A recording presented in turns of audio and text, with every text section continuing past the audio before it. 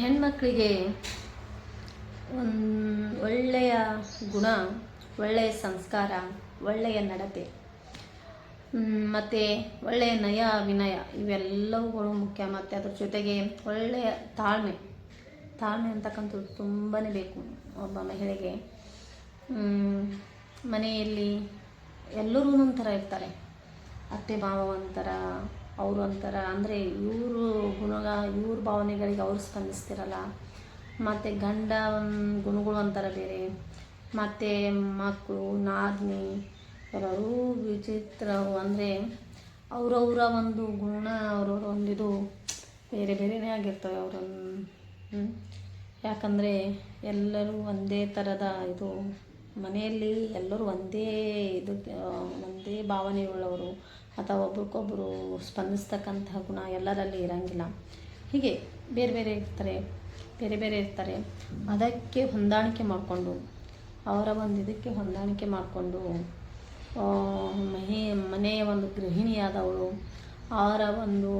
ಅವರಿಗೆಲ್ಲರಿಗೂ ಎಲ್ಲರಿಗೂ ಇಷ್ಟವಾಗುವಂಥ ಒಂದು ಇದರಲ್ಲಿ ನಡ್ಕೊಳ್ತಕ್ಕಂಥದ್ದೇನಿದೆಯಲ್ಲ, ನಿಭಾಯಿಸ್ತಕ್ಕಂಥದ್ದೇನಿದೆಯಲ್ಲ, ತುಂಬಾ ಕಷ್ಟ. ಒಳ್ಳೆಯವಳು ಅನ್ಸ್ಕೋಬೇಕಪ್ಪ ಅಂದರೆ, ಮನೆಯಲ್ಲಿ ಎಲ್ಲರ ನಿಂತಲೂ ಒಳ್ಳೆಯವಳು ಅನ್ಸ್ಕೋಬೇಕಪ್ಪ ಅಂತಂದರೆ ಏನು ಮಾಡೋದು? ಒಳ್ಳೆಯವಳು ಅನ್ಸ್ಕೋಬೇಕಂದ್ರೆ ಅವಳು ಒಳ್ಳೆಯವಳು ಇರ್ತಾಳೆ, ಒಳ್ಳೆ ರೀತಿಯಾಗಿ ಕೆಲಸ ಮಾಡ್ತಾಳೆ ಮನೆಯಲ್ಲಿ. ಬೆಳಗ್ಗೆ ಎಲ್ಲ ಮನೆಯನ್ನು ಶುಚಿಯಾಗಿಸ್ಕೊಂಡು, ಮತ್ತು ನಾಷ್ಟ, ಮತ್ತು ಆಮೇಲೆ ರೊಟ್ಟಿ ಪಲ್ಯ ಸಾಂಬಾರು, ಮನೆ ಎಲ್ಲ ಅಡುಗೆಗಳನ್ನು ಮುಗಿಸ್ಕೊಂಡು ಎಲ್ಲರಿಗೂ ಊಟ ಮಾಡಿಸಿ, ಮತ್ತು ಅವ್ರಿಗೆಲ್ಲರಿಗೂ ಟಿಫನ್ ಕಟ್ಟಿ, ಆಮೇಲೆ ಉಳಿದಿರ್ತಕ್ಕಂಥ ಪಾತ್ರೆ ಬಟ್ಟೆ ಎಲ್ಲವನ್ನು ಕ್ಲೀನ್ ಮಾಡಿ, ಮನೆಯನ್ನು ಮತ್ತು ಶುಚಿ ಒರೆಸೋದು ಮಾಡೋದು, ಕ್ಲೀನಿಂಗ್ ಎಲ್ಲ ಎಷ್ಟೊಂದು ಕೆಲಸಗಳಿರ್ತವೆ. ಇದ್ರ ಮಧ್ಯೆ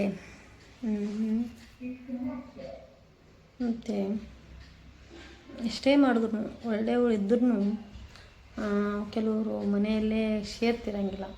ಇಷ್ಟೆಲ್ಲ ಮಾಡಿದ್ರೂ ಕೂಡ ಏನಾದರೂ ಒಂದು ತಪ್ಪು ಹುಡುಕ್ತಾ ಇರ್ತಾರೆ. ಇಲ್ಲಾಂದರೆ ಕೆಲವರಿಗೆ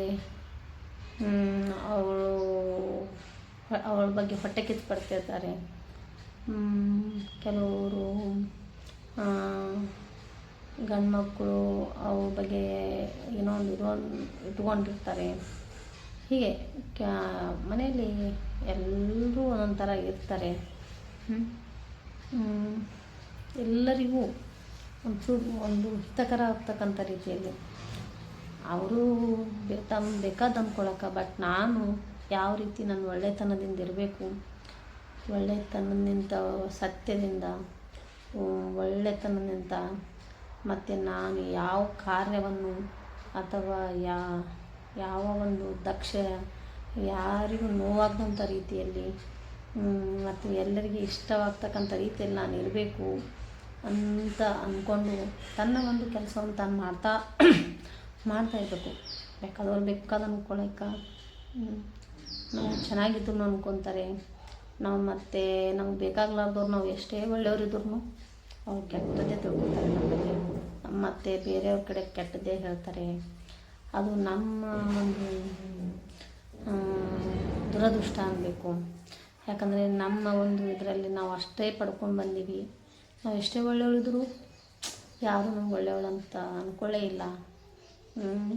ನಾ ಎಷ್ಟೇ ಕರೆಕ್ಟಾಗಿ ಕೆಲಸ ಮಾಡಿದ್ರು, ಎಷ್ಟೇ ಒಳ್ಳೆತನದಿಂದ ಯಾರಿಗೂ ನೋವಾಗದಂತೆ ಇದ್ರೂ ನನ್ನಲ್ಲಿ ಏನಾದರೂ ಒಂದು ದೋಷವನ್ನು ಹುಡುಕಾಡಿ ಅದೇ ಒಂದು ದೊಡ್ಡದು ಮಾಡಿ ಎಲ್ಲರ ಮುಂದೆ ಹೇಳಿ ನನ್ನ ಒಂದು ಇದನ್ನು ಹಾಳು ಮಾಡ್ತಾರೆಪ್ಪ ಅಂದಮೇಲೆ ಅವ್ರು ಬೇಕಾದ್ರೆ ಹಾಳು ಮಾಡಲಿ. ಆದರೆ ನನ್ನ ಒಂದು ಗುಣ ದೇವರಿಗೆ, ಮೇಲಿರ್ತಕ್ಕಂಥ ದೇವರಿಗೆ ಇಷ್ಟ ಆದರೆ ಸಾಕು. ನನ್ನ ಒಂದು ಆತ್ಮಕ್ಕೆ ಪುಣ್ಯ ಪ್ರಾಪ್ತಿ ಅದು ಸಾಕು. ಜನ ಅವರವರು ಹೇಗಿರ್ತಾರೆ, ಕೆಟ್ಟ ರೀತಿಯಾಗಿ ತಿಳ್ಕೊತಾರೆ. ಅದೇ ಒಳ್ಳೆಯವರಿದ್ದರೆ ಚಲೋ ಅದಾಳ, ಒಳ್ಳೆಯವಳದಾಳ, ಒಳ್ಳೆಯದನ್ನೇ ಮಾಡ್ತಾಳೆ, ಎಲ್ಲರಿಗೂ ಇಷ್ಟ ಆಗ್ತಕ್ಕಂಥ ರೀತಿಯಲ್ಲಿ ಇರ್ತಾಳೆ ಅಂತ ಅಂದ್ಕೋತಾರೆ. ಬಟ್ ಅವಳಿಗೆ ಆಗದೆ ಇರ್ತಕ್ಕಂಥ ಹೊಟ್ಟೆ ಕಿಚ್ಚಿನವರಿದ್ದರೆ ಅವಳು ಚೆನ್ನಾಗಿದ್ರೂ ಅವಳು ಸರಿ ಇಲ್ಲ ಬಿಡಿ, ಅವಳು ಎಲ್ಲಿದ್ದಾಳ, ಎಲ್ಲವ್ರಿಗೆ ಏನಾದರೂ ಅಂತಿರ್ತಾಳೆ, ಸರಿಯಾಗಿ ಯಾವ ಕೆಲಸನೂ ಮಾಡೋಂಗಿಲ್ಲ, ಇದು ಮಾಡೋಂಗಿಲ್ಲ.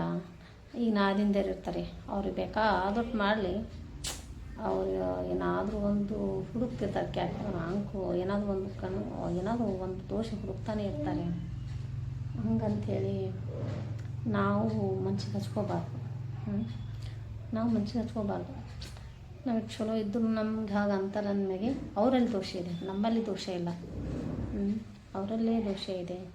ಅದಕ್ಕೆ ಅವರು ಹಾಗೆ ಮಾತಾಡ್ತಿರ್ತಾರೆ. ಈಗ ಒಂದು ಗಾದೆ ಮಾತಂತಾರೆ, ನಾಯಿ ಬಗಳಿದ್ರೆ ದೇವಲೋಕ ಹಾಳಾಗಂಗಿಲ್ಲ ಅಂಥೇಳಿ. ಯಾಕೆ ನಾವು ತಲೆ ಕೆಡ್ಸ್ಕೊಬೇಕಂತವ್ರ ಬಗ್ಗೆ? ಬಿಟ್ಟು ಬಿಡೋದಪ್ಪ, ಅವ್ರ ಬಗ್ಗೆ ತಲೆ ಕೆಡ್ಸ್ಕೊಂಡು ನಾವು ಆರಾಮಾಗಿ ನಮ್ಮ ಕೆಲಸ, ನಮ್ಮ ಒಂದು ನಿಯತ್ತಿನಿಂದ, ನಾವು ಒಳ್ಳೆತನದಿಂದ ಇನ್ನೊಬ್ಬರಿಗೆ ಸಹಾಯ ಮಾಡಬೇಕು, ಇನ್ನೊಬ್ರಿಗೆ ಸಹಾಯ ಮಾಡಬೇಕು. ಯಾರಾದರೂ ಕಷ್ಟದಲ್ಲಿದ್ದವರಿಗೆ, ಮತ್ತು ಅವ್ರಿಗೇನಾದ್ರು ಕಡಿಮೆ ಬಿದ್ದವ್ರಿಗೆ, ಬಡವರಿದ್ದರೆ ಒಂದು ನಮ್ಮ ಕೈಲಾದಷ್ಟು ದಾನ ಧರ್ಮ ಮಾಡಬೇಕು. ಮತ್ತು ಯಾರಾದರೂ ಮನೆಗೆ ಬಂದರೆ ಒಳಗಿನವರು ಇರಲಿ ಅಥವಾ ಹೊರಗಿನವ್ರು ಯಾರಾದರೂ ನಮ್ಮ ಫ್ರೆಂಡ್ಸ್ ಅದು ಬರಲಿ, ಯಾರೇ ಬರಲಿ, ಅವರಿಗೆ ಚೆನ್ನಾಗಿ ನಮ್ಮವ್ರು ಅಂತ ತಿಳ್ಕೊಂಡು ಇಷ್ಟು ನಮ್ಮ ಕೈ ನಮ್ಗೆ ಎಷ್ಟು ಸಾಧ್ಯ ಅಷ್ಟು ಒಂದು ಆಹಾರವನ್ನು ತಯಾರಿಸಿ ಅಡುಗೆ ಮಾಡಿ ಉಣಿಸಿದ್ರೆ ಅವ್ರ ಮನಸ್ಸಿಗೆ ಎಷ್ಟು ತೃಪ್ತಿ ಆಗುತ್ತೆ. ಅವರು ನಮಗೆ ಬೈಯೋಂಗಿಲ್ಲ, ಹರಕೆ ಕೊಡ್ತಾರೆ. ಎಷ್ಟು ಒಳ್ಳೆಯ ಜನಪ್ಪ, ಎಷ್ಟು ಚೆನ್ನಾಗಿ ಇವಳು ಮನೆಗೆ ಹೋದರೆ ಎಷ್ಟೊಂದು ಪ್ರೀತಿ ಮಾಡ್ತಾಳೆ, ಚೆನ್ನಾಗಿ ಅಡುಗೆ ಮಾಡಿ ಉಣಿಸ್ತಾಳೆ, ಎಷ್ಟು ಇದು ಮಾಡ್ತಾಳೆ ಅಂತ ಅಂದ್ಕೊಳ್ತಾರೆ. ಇದೇ ಒಂದು ನಾವು ನಾಳೆ ಸತ್ತ ಮೇಲೆ ನಾನು ಏನೂ ಇಲ್ಲಿ ನಾವು ಒಯ್ಯೋದಿಲ್ಲ. ಎಷ್ಟೇ ಗಳಿಸಿದ್ರು ಅದು ಎಲ್ಲವನ್ನೂ ಇಲ್ಲೇ ಬಿಟ್ಟು ಹೋಗ್ತೀವಿ. ಮತ್ತು ನಾವು ಎಷ್ಟೇ ಪ್ರೀತಿ ಮಾಡಿರ್ತಕ್ಕಂಥ ಮಕ್ಕಳು ಕೂಡ ನಮ್ಮ ಜೊತೆ ಬರೋಂಗಿಲ್ಲ. ಮತ್ತು ನಾವು ಸತ್ತ ಮೇಲೆ ಅವರು ನಮಗೆ ಇಷ್ಟೆಲ್ಲ ಗಳಿಸಿಟ್ಟು ಇಷ್ಟೆಲ್ಲ ಆಸ್ತಿ ಮಾಡೋದು ಅಂತ ಯಾರೂ ನೆನೆಸೋದಿಲ್ಲ. ಯಾರೂ